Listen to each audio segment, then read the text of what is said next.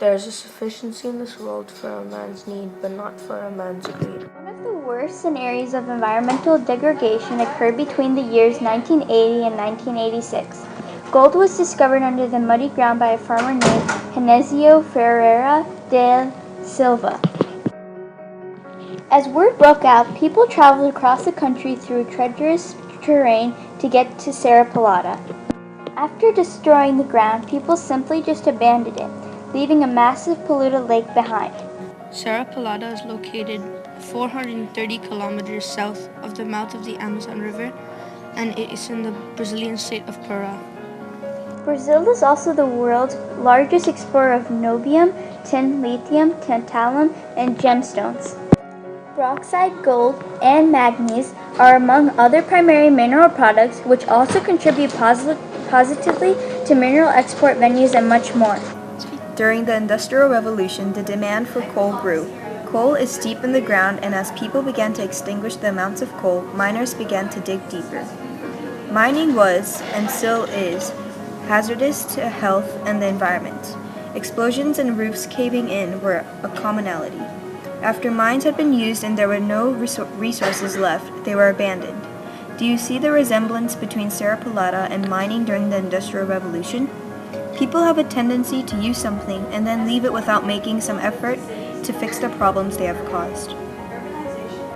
The negative impacts of mining are immense. People are ignorant of the effects mining has on the environment, and governments turn a blind eye on corporations for their own personal benefit. When people dig the earth out, things that are not up in the air often become toxic and pollute the air and water. After people find the areas that have mass quantities of their product, they dig horizontally, and pillars of coal are built to hold the ground up. When people are done with the rest of the mine, they begin to dig into pillars. The earth is not capable of supporting the weight, and the ground collapses in onto itself. This causes the ground to be weak, and therefore the foundation for architecture is weak and buildings are destroyed. When coal is being formed underground, a gas called methane is created. When people dig into the ground to mine the coal, this gas is released into the air.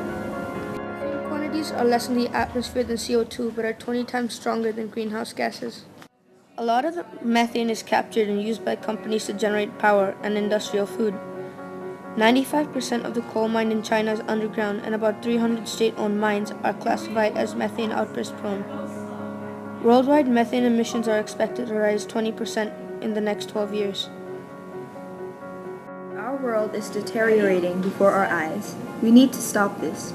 Governments have to start taking action. A man called William Ruckelshaw once said, "Nature provides a free lunch, but only if we control our appetites.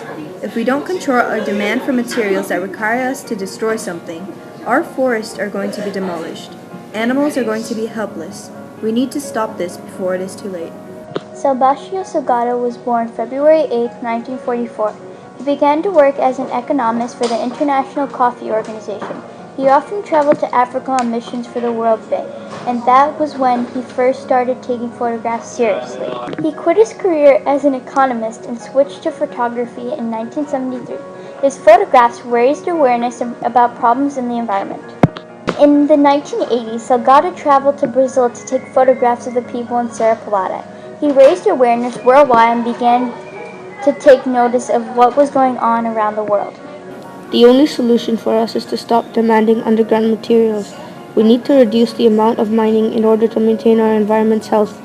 We cannot keep doing this. The negative impacts of mining are immense. We need to act now, otherwise our environment will be destroyed. Mining has already severely impacted our environment. The demand for materials found underground is rapidly increasing, and people have to make an effort to put a stop to this. Photographers and environmentalists are making an effort to raise global awareness. We need to take action before it's too late.